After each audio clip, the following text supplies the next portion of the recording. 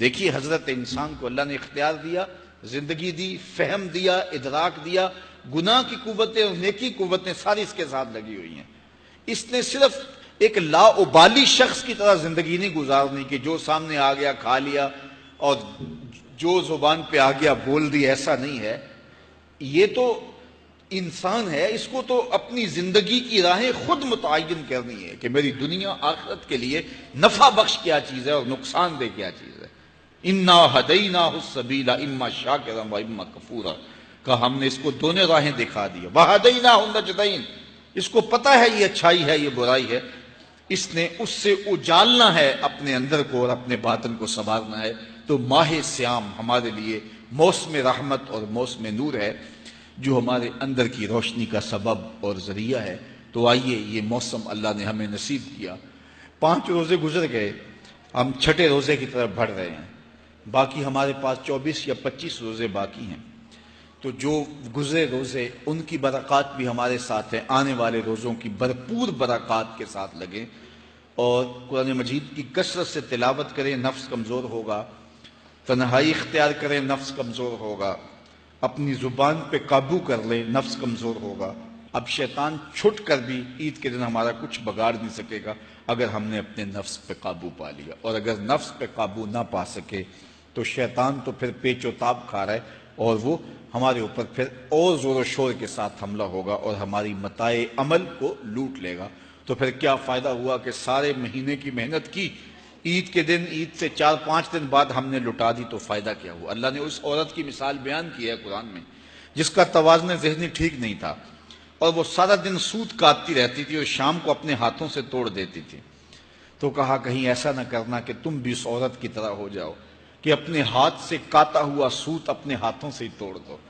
پورا مہینہ بھوک کاٹی، پیاس کاٹی، تکلیفیں گوار رکھیں، اور شام کو جو ہے وہ اپنے ہاتھ سے وہ سوت کاٹنے والی خاتون سوت توڑ دیتی ہے۔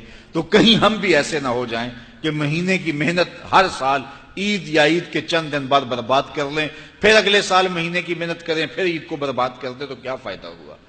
تو ہم نے جو نعمت سمیٹی ہے، جو چیز حاصل کی ہے، اس کو جذب کر لیں روح کے اندر، اس کو اپنے من کے اندر اتار لیں۔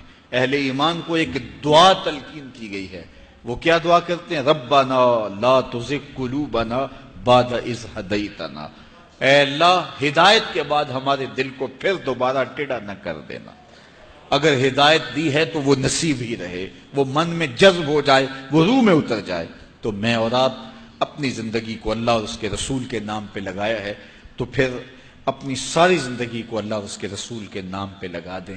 وقت تیزی کے ساتھ گزر رہا ہے اور میں اور آپ لمحہ لمحہ موت کے قریب ہو رہے ہیں۔ ہمارے اٹھنے والے قدم زندگی سے گریز اور قبر کی طرف بڑھ رہے ہیں۔ کوئی 60 سال، کوئی 50 سال، کوئی 20 سال، کوئی 25 سال زندگی گزار چکا ہے۔ آج میں اور آپ اپنے ذہنوں پہ زور دیں تو کتنے لوگ ہیں ہمارے رشتہ داروں میں، ہمارے کلاس فیلوز میں، ہمارے دوستوں میں، ہمارے محلہ داروں میں، ہمارے جاننے والے جن کو ہم پہچانتے تھے، آج وہ مٹی کا رزق ہیں۔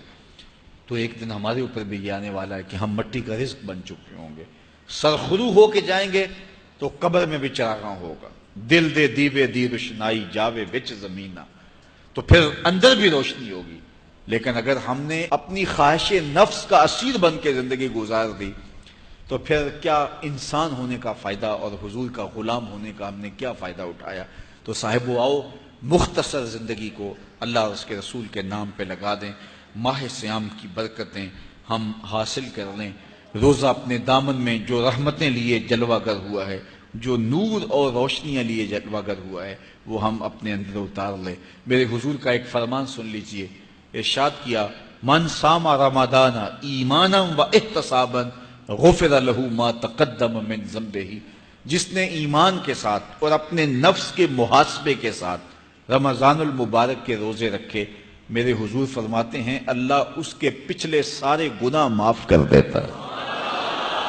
یہ روزے کی برکت ہے، لیکن شرط رکھی من صاما ایمانا و احتسابا، ایمان کے ساتھ اور احتساب نفس کے ساتھ جس نے روزے رکھے تو اس کے ماضی کے سارے گناہ اللہ تعالیٰ مٹا دیتا ہے۔